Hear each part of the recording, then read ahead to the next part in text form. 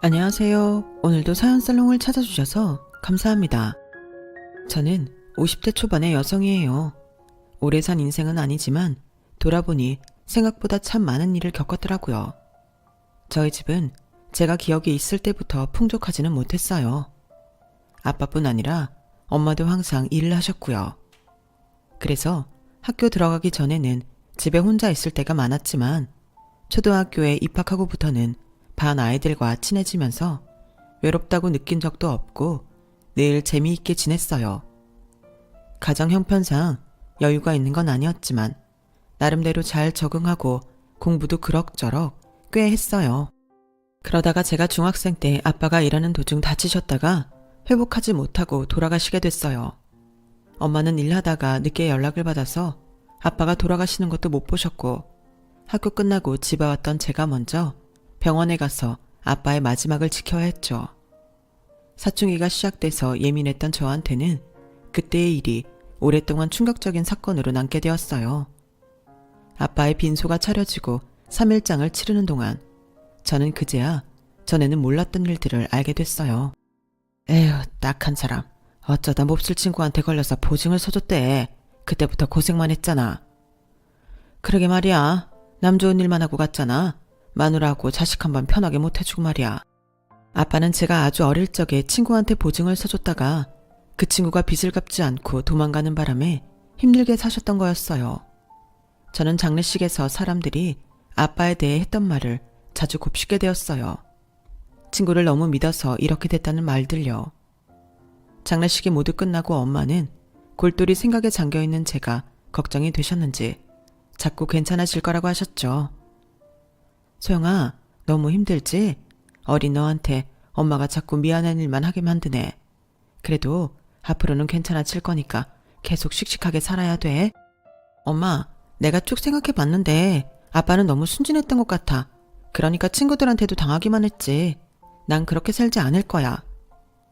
저는 친구고 누구고 세상에 속지 않으려면 남들보다 높은 위치에 있거나 돈을 잘 벌어야 한다고 생각했어요.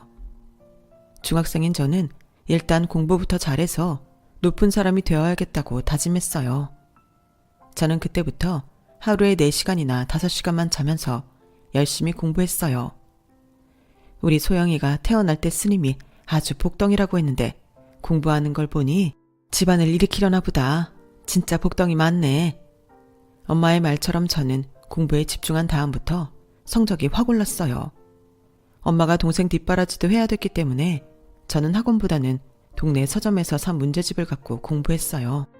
저는 스스로 공부하는 법을 조금씩 터득해갔고 점점 공부 계획을 세우고 실천하는 데에 익숙해져 갔죠. 그러자 중학교 졸업할 때에는 상위 10등 안까지 들어갔고 고등학교에 입학하자마자 담임선생님의 관심을 받았어요. 소영이, 너는 조금만 노력하면 서울대도 갈 수 있겠다. 긴장 늦추지 말고 3년 동안 열심히 해봐.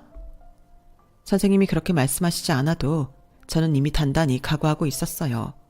그리고 3년 내내 전교 10등 내 순위를 놓치지 않았고 소위 말하는 명문대학에 좋은 성적으로 합격했어요. 처음 목표했던 서울대는 가지 못했지만 그래도 장학금을 받을 수 있어서 정말 기뻤어요. 엄마도 너무 좋아서 동네 가는 곳마다 떡을 돌리셨어요. 우리 소영이가 땡땡대학에 합격했어요. 과외 한 번도 안 하고 재수도 안 하고 순전히 지 혼자 공부해서 그 어려운 대학에 들어갔다니까요. 아주 효녀예요. 엄마, 너무 그러지 마. 나 좀 창피해. 나 말고도 혼자 공부해서 더 좋은 데 간 애들도 많아. 그런 말 마라. 걔들이 너만큼 힘들었겠니? 우리 딸이 얼마나 어려움 속에서 이루어낸 일인데 엄마는 소영이 네가 너무 장해. 네 덕에 재영이도 잘할 거야. 저는 경영학과에 갔는데 그건 아빠의 영향이 아주 컸어요. 경영이라는 걸 공부하면 아빠처럼 남들한테 속아서 자기와 가족들을 고통에 빠뜨리지 않을 것 같았어요. 대학에 가서 처음에는 과외로 돈 버는 게 너무 재밌었어요. 직접 돈을 벌어 엄마랑 동생에게 주는 게 참 뿌듯했거든요. 저는 과외 알바가 있으면 다 소개시켜 달라고 했고 그렇게 가르치는 데에만 열중하다 보니 학교 공부에는 소홀해지기 시작했어요. 결국 1학년 때 성적은 기대했던 것보다는 많이 좋지 않았어요. 그래도 돈 버는 게 재미있어서 과외한다고 친구들하고 놀지도 않고 돈도 안 쓰고 살았네요. 그러다가 정신이 번쩍 든 게 성적이 나빠지자 과 조교부터 시작해서 교수님들도 저한테 관심을 두지 않더라고요. 전에는 유학 갈 거냐 대학원 갈 거냐 묻기도 하고 좋은 알바자리가 있으면 이야기도 해줬는데 전혀 그렇지 않았어요. 또 한 선배가 성적 때문에 가고 싶은 회사에 못 갔다고 한탄을 하며 후회하는 걸 봤던 게 제일 쇼크였어요. 그제서야 저는 이게 아니구나. 평생 20살로 있는 것도 아닌데 몇 년 후를 위해서라도 이래서는 안 되겠다고 생각했어요. 그게 2학년 1학기 때였어요. 그때부터 정신을 바짝 차리고 강의에 꼬박꼬박 들어갔어요. 강의 내용도 꼼꼼하게 전부 필기했고 리포트도 미리미리 써놨어요. 알바도 많이 줄여서 3분의 1 정도만 하기로 했고요. 정신 차리고 공부해서 2학년 2학기 때와 3학년 1학기 때 제 성적은 웬만한 회사에 들어갈 수 있을 정도로 만들어 놓았어요. 저는 3학년 2학기 때 미리 들어가고 싶은 회사를 정해 놓았어요. 그 회사에 들어가기 위해 정보 수집도 많이 하고 선배들한테 많은 조언도 듣고 시험 공부도 열심히 했죠. 또 회사에 들어갈 때 필요한 영어 점수를 위해 밤 늦은 시간에 학원에 가서 공부도 했어요. 그 결과 저는 무사히 제가 원했던 회사의 기획팀에 합격했어요. 회사 일은 결코 쉽지 않았고 신입이라고 떠넘겨지는 온갖 잡일에 이러려고 회사에 들어왔나 싶을 때도 있었지만 이 시간만 지나가면 모든 게 수월해질 거라 믿으며 매일 견뎠어요. 그리고 첫 월급이 나오던 날에는 정말 이루 말할 수 없이 뿌듯했어요. 첫 월급을 타던 날 저는 엄마 동생과 함께 외식을 하고 봉투에 각자 용돈을 넣어 나눠줬어요. 그렇게 기분이 좋을 수 없더라고요. 이게 우리 소영이 사회 나와서 첫 월급이구나. 이 귀한 돈을 어떻게 쓰니? 엄마가 잘 보관할게. 엄마, 그런 말 마. 이걸 써야 누나한테 돈이 또 들어오는 거야. 그래야 엄마도 나도 용돈 계속 받고. 그치 누나? 재영이 말이 맞아 엄마. 엄마 사고 싶은 것도 사고 친구들한테 한턱 쏴. 그렇게 써야 돈이 또 들어온대. 저희 말에 엄마는 눈시울을 붉히며 좋아하셨고 저와 동생도 그 모습에 마음이 찡했어요.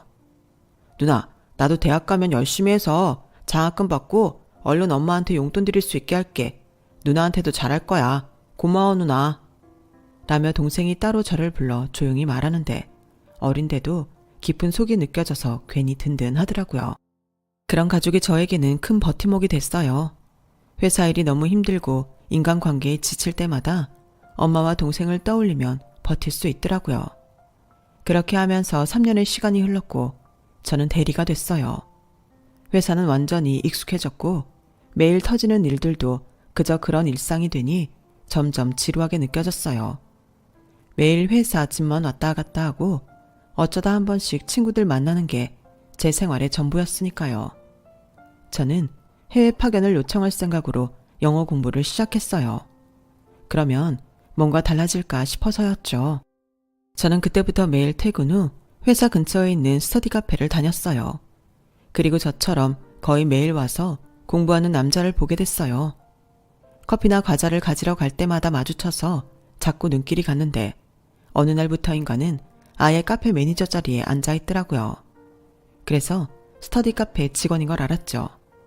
하루는 제가 일찍 가서 예약한 방의 비기를 기다리고 있을 때였어요. 그 사람이 저에게 커피를 건네더라고요. 오늘은 빨리 오셨네요. 이거 먼저 드시면서 기다리세요. 네, 거래처로 외근 나갔다가 회사 안 들리고 바로 왔어요. 저도 그냥 일반 회사 들어갔으면 이렇게 외근도 가고 내가 돈 벌면서 하고 싶은 공부도 했겠죠. 부럽네요. 제가 괜한 말을 해서 불편하게 해드렸나 봐요. 아니에요. 부러워서 그러죠. 저는 7급 공무원 준비한다고 몇 년째 이러고 있거든요. 어머니가 원하시는 일이기도 해서요. 저도 7급 달고 싶은 욕심도 있고요. 공시생들 있는 데서 계속 공부했었는데 답답하기도 하고 환경을 바꿔보고 싶어서 여기로 바꿨어요. 그랬더니 여기 사장님이 돈을 안 맞는 대신 관리도 해달라고 하시네요. 라며 수줍음도 눕는데 순수해 보이기도 했고 안 됐다는 생각도 들었어요. 저도 취업 때문에 공부해봤기 때문에 절실함을 알 수 있었죠. 그렇게 말을 나누게 된 저와 남자는 점점 속을 터놓게 되었고 어느새 스스럼 없는 사이가 되어가고 있었어요. 처음에 한 달만 스터디 카페를 이용하려고 했던 저는 한 달이 끝나고서 6개월치 이용권을 끊었어요. 내 이야기를 할 수 있는 사람이 있어서인지 거기 가는 게 편했고 집이나 회사에서 공부하는 것보다 집중도 잘 됐거든요. 또 그 사람이 매니저 일을 하면서 열심히 공부하는 걸 보면 저도 자극을 받아 더 열심히 하게 됐고요. 언젠가부터 저는 남자한테 좋은 인상을 주고 싶어서 방을 이용하는 시간이 끝나면 자유이용석으로 옮겨서 공부를 더 하다가 가곤 했어요. 그랬더니 그 남자가 제 열정이 남다르다고 추켜 세우더라고요. 소영 씨는 공부에 진심인 것 같아요. 웬만한 회사원들은 어느 정도 하다 말거든요. 아무리 해외 지원이 목표라도 이렇게 열심히 하시는 분은 처음 본 것 같아요. 그렇지도 않아요. 집이나 회사에서는 공부가 잘 안 돼서 여기서라도 열심히 하자 그러는 거예요. 집에서는 거의 놀기만 하고 아무것도 안 해요. 집에서야 당연히 쉬죠. 이렇게 나오기가 어디 쉬워요? 회사 끝나고 이렇게 공부만 하면 남친이 서운하겠어요. 그게 저 남자친구 없어요. 저는 지금 남자친구보다는 제 일이 더 중요해서요. 이거 제가 괜한 말을 했네요. 정말 실례했습니다. 그런 얘기를 쉽게 하는 게 아닌데 정식으로 사과드릴게요. 아니에요. 그럴 수도 있죠. 사과할 일 아니니까 신경 쓰지 마세요. 저는 별스럽지 않게 넘기고 집으로 돌아왔어요. 그리고 주말을 보내고 월요일에 카페에 갔는데 남자가 대뜸 저한테 만나보자는 말을 하더라고요. 솔직히 저 소영 씨한테 관심이 있어서 남친이 있는지 떠본 거예요. 없다고 하니까 잘됐다 싶기도 하고. 물론 공부에 방해되지 않게 할게요. 저도 공부해야 되잖아요. 그 정도 예의는 지킬 겁니다. 우리 한번 사귀어봐요. 라는 그의 직선적인 말에 저도 모르게 알겠다고 했어요. 그동안 엄마와 동생 그리고 회사 일밖에 몰랐던 제게 스터디 카페는 다른 세상과도 같았고 그 남자도 신선하게 느껴졌어요. 또 이런 고백을 받아본 적도 없었고요. 그리고 알게 모르게 저 자신도 남자한테 끌리고 있었던 걸 부인할 수 없었다고나 할까요? 그렇게 만남을 시작한 저와 남자는 1년 넘게 사귀게 되었어요. 저는 회사 내부 평가와 영어 시험에서 좋은 성적을 받았지만 남자는 공무원 시험에 또 떨어지고 말았어요. 엄마는 제가 공시생과 만난다는 것을 알고 계셨어요. 3개월 전쯤 어쩔 수 없이 말씀드렸거든요. 제가 전과 다르게 자꾸 주말에도 나가고 매일 늦게 들어오니 엄마도 어느 정도 눈치채신 것 같아 별 수 없이 남친이 있다고 했었죠. 엄마는 제가 남자한테 꽤 마음이 있다는 걸 알고 계셨어요. 소영아, 기분 나쁘게 생각하지 말고 들어. 네 남자친구가 아직 안정된 직업이 없잖아. 물론 공무원이 되기 위해 준비하고 있다지만 사람 일 어떻게 될지 모르는 거고. 열심히 하면 되겠지. 그래도 난 네 나이도 있는데 결혼 상대는 직업이 있는 사람이 좋을 것 같다. 결혼까지 생각한다면 신중했으면 좋겠어. 엄마, 걱정하는 건 뭔지 나도 알겠어. 근데 나도 취직하기 전에는 그 사람하고 똑같은 처지였잖아. 그 사람 성실하니까 꼭 붙을 거야. 난 믿어주고 옆에 있고 싶어. 네 뜻이 정 그렇다면 어쩔 수 없지. 라며 엄마는 한숨을 푹 쉬었어요. 안 그래도 그 즈음에 남자는 저한테 할 말이 있는지 자꾸 제 눈치를 보더라고요. 그러다가 화이트데이를 앞두고 남자는 자기가 좋은 데 예약했다며 화이트데이에 보자고 했어요. 정말 평소에는 가보고 싶어도 선뜻 못 갈 좋은 레스토랑이더라고요. 화이트데이 날 남자는 레스토랑에서 대뜸 무릎을 꿇더니 소영아, 나랑 결혼해줘. 너만 보면서 살게. 내가 정말 잘할게. 이건 정말 보잘것없이 작은 거지만 공무원 시험 합격하고 나면 진짜 비싼 거 사줄게. 나 비싼 거 바라지 않아. 성재씨 마음이면 충분해. 네가 사치하지 않은 건 알지. 아무리 마음이면 충분하다고 해도 나도 좋은 거 해주고 싶다고. 고마워 성재씨. 나도 성재씨랑 결혼하고 싶어. 그렇게 저와 남자는 결혼 약속을 하고 양쪽 집에 소식을 알렸어요. 남자도 아버지가 일찍 돌아가셔서 어머니만 계셨기에 저희는 다 같이 조촐히 모여서 식사를 한번 하기로 했어요. 이런 제안은 남자 어머니가 먼저 했어요. 남자 어머니는 인상이 차가워 보이기는 했지만 저는 시댁 식구니까 더 그렇게 보이려니 생각했어요. 엄마는 썩 내켜하지는 않으셨지만 제가 좋다고 하니 허락하셨죠. 그렇게 저희는 양쪽 집안 인사를 마치고 그해 가을에 결혼식은 생략하고 결혼 사진만 찍고 신혼을 시작했어요. 아무래도 남자가 공부 중에 있다 보니 제가 하고 싶은 대로 결혼식을 할 수는 없더라고요. 저도 꿈꿔왔던 결혼식이 있었죠. 정말 많은 걸 포기했지만 그래도 좋은 사람하고 만나는 거니 다 좋게 생각하자고 스스로 위로했어요. 저는 남자가 혹시 공무원 시험에 떨어지더라도 안정적인 일을 할 수 있게 해주고 싶었어요. 그래서 마침 괜찮은 보습학원이 나와 있길래 그걸 남편 앞으로 해줬어요. 남자 실력이면 초등학생들 정도는 꽤 모을 수 있을 것 같았거든요. 학원을 인수하고 리모델링하는 건 전부 제가 회사에 들어가면서부터 들었던 적금으로 해결했어요. 개원하는 날 시어머니는 신이 나서 친구들을 초대해 보습학원에서 잔치를 벌였어요. 예, 고맙다. 우리 성자가 처복이 있다더니 정말인가 보다. 이제 내가 한시름 놓겠어. 라며 저한테 인사를 잊지 않으셨어요. 남편도 마음이 놓였는지 전보다 훨씬 편해 보였고 스터디 카페에 가지 않아도 된다고 좋아했어요. 보습학원에 학생은 많지 않았지만 처음이라 그런 건가 생각했어요. 학생들은 방학이면 늘었다가 학기가 시작하면 줄어들기를 반복했지만 그런 대로 유지하며 꾸려나갔어요. 그렇게 2년 정도 지났고 남편은 공무원 시험에 계속 떨어지자 애들을 가르치느라 공부 시간을 뺏기는 것 같다며 조금씩 불평을 하기 시작했어요. 그러던 어느 날 남편이 기분이 좋아서 집에 돌아왔더라고요. 몇 달째 인상이 찌푸려져 다니던 남편이라 다행이다 싶었어요. 오랜만에 대학 선배를 만났는데 자기 사업을 한다고 하더라고. 근데 나보고 회사에 법무지원 쪽으로 와달라고 하네. 꽤 괜찮은 조건으로. 이제야 날 알아보는 사람을 만났네. 속이 다 후련하다. 그럼 당신 공무원 시험 준비 이제 안 해도 되는 거야? 소영아, 공무원 시험 준비했다고 꼭 그게 돼야만 하는 건 아니잖아. 물론 그렇지. 그래서 물어보는 거고. 너 이제 네 남편이 얼마나 잘난 사람인지 알게 될 거야. 두고 보라고. 그래. 공무원 시험 자꾸 1점, 2점 차로 떨어지는 거 보면 그 길이 아닐 수도 있어. 어쨌든 잘 됐다. 힘내. 라고 응원하며 남편 출근 전에 몸보신하라고 비싼 장어의 전복에 챙겨서 음식도 해주고 건강식품하고 영양제도 잔뜩 사다 줬어요. 그리고 출근하면 학원은 못할 것 같다고 해서 학원도 부동산에 내놓고 그 전까지 남편이 쓸 용돈도 제가 다 챙겨줬죠. 그리고 출근하기로 한 날 이틀 전이 되었어요. 남편은 그날 저보다도 늦게 집에 들어왔는데 표정이 영 좋지 않더라고요. 나 그 회사 안 가기로 했어. 아주 웃겨. 나 같은 고급 인력을 아주 푼돈으로 부려먹으려고 들어. 선배라고 좋게 봤더니 사기꾼이야 완전. 그 선배가 제시한 조건이 그렇게 안 좋았어? 그럼 월급을 좀 올려달라고 해보지 그랬어. 아니면 조건을 개선해서 계약하자고 하든지. 야, 넌 내가 그런 것도 안 해봤을 것 같냐? 너만 잘났어 너만? 하며 집이 떠나가라 고래고래 소리를 지르며 화를 내는 거였어요.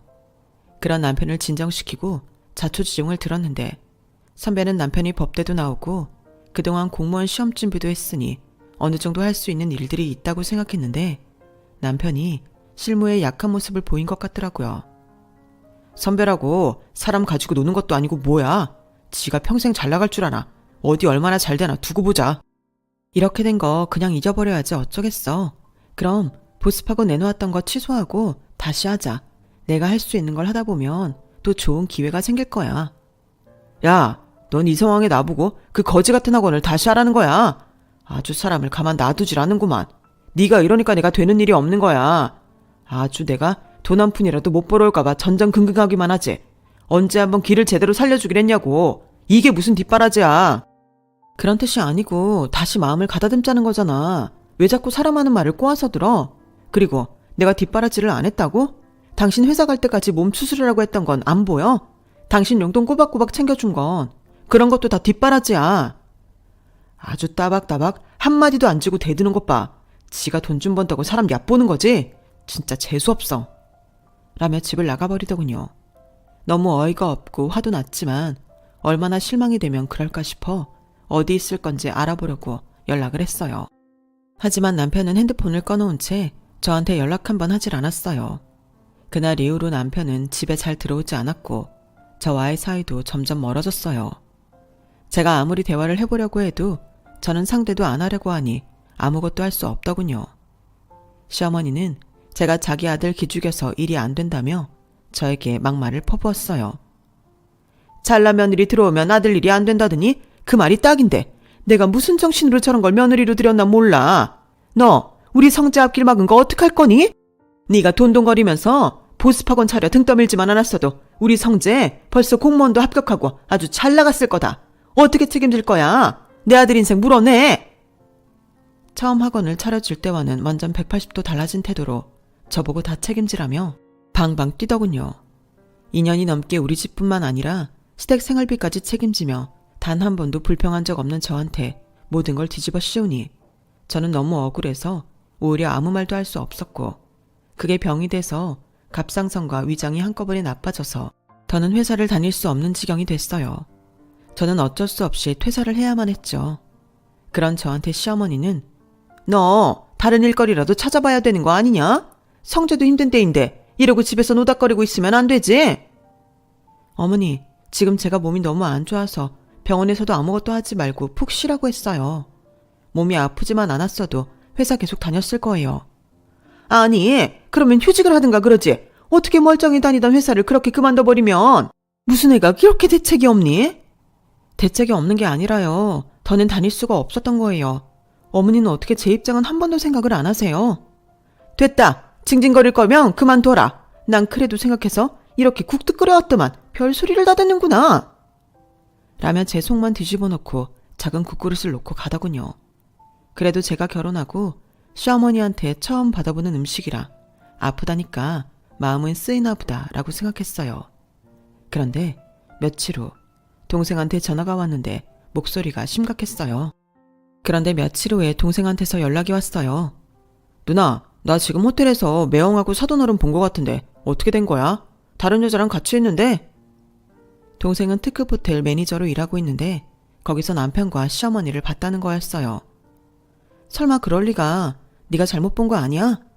아니야. 우리 레스토랑에 들어가는 거 보고 내가 확인했는데 그 레스토랑 개인실 예약한 거 맞더라고.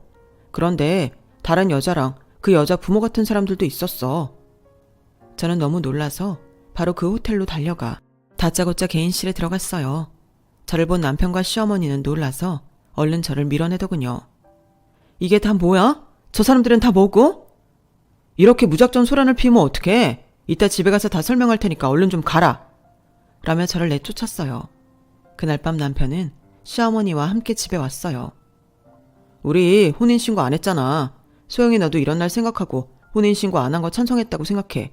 그러니까 이쯤에서 그만하자. 그래, 우리 성재 진짜 인연이 이제 나타난 것 같다. 너도 네 살 길 찾아서 가면 좋지 않니? 너 우리 성재랑 결혼했다는 증거 어디에도 없는 거 알지? 그러니 괜한 분란 만들 생각하지 마라. 그럼 우리는 너 경찰에 신고할 거니까 알아서 해. 그제야 저는 남편이 차일피일 혼인신고를 미뤘던 게 떠올랐어요. 그래놓고 그대로 혼인신고를 안 했던 거였고요. 저는 집에 있던 결혼사진이나 신혼여행 사진이 싹 없어진 걸 깨달았어요. 제가 아파서 병원에 왔다 갔다 할 때 남편과 시어머니가 치워버린 거였죠. 저는 완전히 뒤통수를 맞은 충격에 몸이 더 안 좋아져서 아무 저항도 해보지 못하고 친정으로 돌아왔어요. 학원도 제가 모르는 사이에 남편이 다른 사람한테 넘겼고요.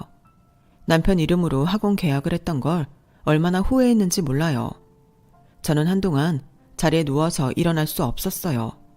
몸도 마음도 너무 아프고 힘들었고 밤에는 잠이 오지 않을 정도로 배신감과 억울함에 몸부림쳤어요. 엄마와 동생 성화에 병원은 어쩔 수 없이 다녔지만 정말 살고 싶은 생각이 요만큼도 없었어요. 그렇게 몇 달 지났는데 동생이 자기 호텔에서 일해보지 않겠냐고 했어요. 지금 기획팀에서 경영사원 뽑는데 누나라면 충분히 할 수 있을 것 같아. 누나 회사에서도 인정받았었잖아. 누나 지금 건강 상태는 괜찮은 것 같아. 문제는 마음이지. 일 때문에 바쁘면 나쁜 일도 잊어버리고 점차 나아질 거야. 동생이 저를 생각해 준 게 고마워 알겠다고 했어요. 저는 동생 말대로 호텔에 이력서를 넣었고 다행히 면접을 보러 가게 됐어요. 저는 떨어지게 되든 제가 할 수 있는 걸 모두 보여주자고 생각했어요. 나중에 제가 동생 가족이란 걸 알게 돼도 그게 좋을 것 같았거든요. 자신감을 가지고 면접을 봤던 게 잘 됐는지 저는 합격했고 그 다음 주부터 출근하게 됐어요. 제가 맡은 일은 호텔 내에 새로 연 레스토랑 기획이었어요. 저는 원가 절감을 위한 여러 방안과 젊은 사람들 감각에 맞는 포스터와 메뉴판을 기획했어요. 제 기획이 유행과 잘 맞았는지 호텔 레스토랑은 가격이 비싼데도 불구하고 많은 사람들이 찾기 시작했어요. 일부러 가정식 컨셉으로 한 게 오히려 반응이 좋았고 그 일로 저는 보너스도 두둑하게 받았죠. 저는 그 보너스를 전부 동생에게 줬어요. 이거 그냥 주는 거 아니야. 너 주식이나 부동산 투자 잘하잖아. 그런 데에 투자하고 이익이 생기면 나도 좀 나눠달라고. 알았어. 내가 꼭 이익 내서 누나한테도 나눠줄게. 동생은 저한테 약속한 대로 주식에서 많은 이익을 남겼고 제가 줬던 돈을 고스란히 돌려줬어요. 저는 남편과 그렇게 헤어지고 4년 반 만에 모든 걸 제자리로 돌려놓게 됐어요. 물론 지나간 세월과 제 마음의 상처는 완전히 치료할 수 없었지만 물질적인 면에서나마 안정을 찾을 수 있어 다행이었죠. 누나, 요즘 땡땡 지역이 괜찮다고 하더라. 그쪽 식당 낀 건물 같은 거 사두면 아마 꽤 돈이 될 거야. 저는 동생 말을 듣고 여기저기 발품을 팔며 건물을 보러 다녔어요. 마침 적당한 건물을 보게 돼서 동생과 함께 쉬는 날 부동산에 가보기로 했죠. 중개사는 주인에게 연락을 한 후에 저희에게 건물을 보여줬어요. 연식이 좀 있어서 낡은 건물이긴 했지만 1층에 있는 식당이 오히려 그런 분위기와 잘 어울려서 장사도 잘 되고 있었고 자리도 괜찮더라고요. 중개사는 큰 건을 계약하게 됐다며 좋아하면서 식사를 대접하겠다며 저와 동생을 끌고 식당으로 갔어요. 바로 저희가 계약한 그 건물의 식당이었어요. 막 식당으로 들어가려고 하는데 건물 입구에서 나오던 아주머니가 제 어깨를 팍 치더군요. 그 바람에 아주머니가 나르고 있던 음식 국물이 튀어서 옷이 엉망이 돼버렸어요. 아니 아줌마 이게 뭐예요? 우리 고객님인데 이런 피해를 주면 어떡해? 괜찮으세요? 네 괜찮아요. 어쩔 수 없죠. 물수건 있으면 주세요. 아줌마 좀 조심하고 다니세요. 저번에 우리 사무실에서도 이랬죠? 그 추어탕집 새로 온 아줌마 맞죠? 난 이 아줌마가 이러고 사과하는 걸 한 번도 본 적이 없어. 라는데 동생이 그 아줌마를 빤히 보더니 맞죠? 우리 누나 시어머니였던 누나 등쳐먹은 그 할머니 맞죠? 그 말에 저도 놀라고 그 아줌마도 놀랐어요. 그 아줌마는 정말 전 시어머니였어요. 사람 잘못 봤어요. 시어머니는 앙칼지게 말하고는 그릇을 갖고 식당으로 가버렸어요. 저 아줌마 하도 일할 데 없다고 사정해서 추어탕집에서 어쩔 수 없이 채용했는데 아주 맨날 제멋대로 해. 손님들한테도 불친절해서 진상이래요. 오늘 내일 잘릴 것 같은데 저 나이에 왜 저러나 몰라. 라며 중개사는 혀를 차더군요. 저와 동생은 얼떨떨한 채로 중개사가 사주는 밥을 먹고 나왔어요. 그리고 중개사와 계약할 날짜를 잡고 돌아가려는데 뒤에서 누가 제 팔을 꽉 잡는 거였어요. 소영아, 아까는 내가 정신이 없어서 몰라봤는데 정말 소영이구나. 세상에 이렇게 만나다니 죽으라는 법은 없나 보다. 우리 이렇게 다시 만난 거 보니 인연이야. 무슨 소리를 하시는 거예요? 저한테 뭐 볼 일 있으세요? 라며 차갑게 팔을 뿌리쳤더니 시어머니는 당황하더군요. 우리도 네 생각 많이 했다. 네가 어디 있나 찾아도 봤는데 어디 있는지 도통 알 수가 있어야지. 그런데 이렇게 딱 다시 만났잖아. 실은 우리가 돈이 좀 필요해. 너 해줄 수 있지? 너 성재 좋아했잖아. 성재 편히 있으라고 학원도 차려줄 만큼. 그게 벌써 언제적인데 그러세요? 그리고 아줌마, 저 그쪽하고 아무 사이도 아니니까 반말은 좀 삼가주시죠. 그러지 말고 내 말 좀 잘 들어봐. 너도 우리 성재 다시 만나고 싶었잖아. 아니요, 전혀요. 내가 왜 그딴 남자를 다시 만나고 싶어 합니까? 아, 다시 만나고 싶긴 했죠. 만나면 사람이라도 사서 실컷 두들겨 패주게요. 아줌마도 마찬가지예요. 이리저리 이용해 먹고 아프고 일 못한다고 바로 돌아서서 사람을 쓰레기 취급해 놓은 인간들인데 내가 이렇게 마주보고 이야기하는 것만으로도 다행인 줄 알아요. 제가 큰 소리를 내자 시어머니가 일하는 식당 주인부터 주변 가게에서 다 사람들이 내다봤어요. 길에 지나가던 사람들도 우리를 쳐다보니 시어머니는 사람들 눈치를 보며 그 자리에서 도망쳤어요. 그런데 다음날 전 남편이 호텔로 저를 찾아왔어요. 행색이 영 초라한 게 아주 볼품 없어졌더라고요. 어떻게 여기서 소영이 네가 일을 하냐? 진짜 운명 참 묘하다. 소영아, 내가 진짜 실망시키지 않고 꼭 갚을게. 한 번만 나 믿고 돈 좀 빌려줘. 내가 그쪽 뭘 믿고 돈을 빌려줘요? 그리고 당신네는 예의는 어디 밥 말아먹었어요? 어디서 다짜고짜 찾아와서 반말에 돈까지 빌려달래요? 남편은 제 앞에 무릎을 꿇으며 소영아, 아니 소영씨, 저 한 번만 살려주세요. 정이라는 게 있잖아요. 제발 돈 좀 빌려주세요. 나도 웬만하면 어려운 사람 도와주지. 그런데 너는 그럴 가치가 없어. 지 조광지처 빨대 꽂고 빨아먹은 다음에 혼인신고도 안 해놓고 싹 들고 튀었잖아. 내가 그때는 아파서 아무것도 못했는데 지금은 너 일했던 스터디 카페 사장도 찾아낼 수 있어. 그 사람은 그쪽이랑 나 그 거지 같은 과거 다 알고 있거든. 당장 찾아가서 그 사람 증언시킬까? 너 결혼 사기꾼이라고? 지금 안 나가면 바로 신고할 거야. 남편은 별수 없이 그 자리에서 도망치고 말았어요. 남편은 레스토랑에서 같이 있던 여자와 결혼했다고 해요. 여자 백으로 경력도 없으면서 어느 중소기업의 팀장으로 취직까지 했는데 일을 너무 못해서 바로 잘렸고 여자도 1년도 안 돼서 같이 못 산다고 남편 몰래 통장을 다 털어먹고 잠적해버렸다고 하네요. 남편은 그 뒤로 주식으로 돈을 벌어보려고 했다가 쫄딱 망해서 집까지 팔아서 돈을 갚았다고 해요. 그 뒤로 시어머니는 여기저기 옮겨다니며 노동일을 한다고 했어요. 사정은 안 됐지만 다 자업자득인 것 같더군요. 저는 4년 반 만에 남편이 그렇게 된 걸 보니 천벌이라는 게 정말 있다는 생각까지 들었어요. 남편과 시어머니는 그 후로 저희를 찾지 않았어요. 나중에 시골 어디로 내려갔다고 하는데 지금은 어떻게 사는지 모르겠네요.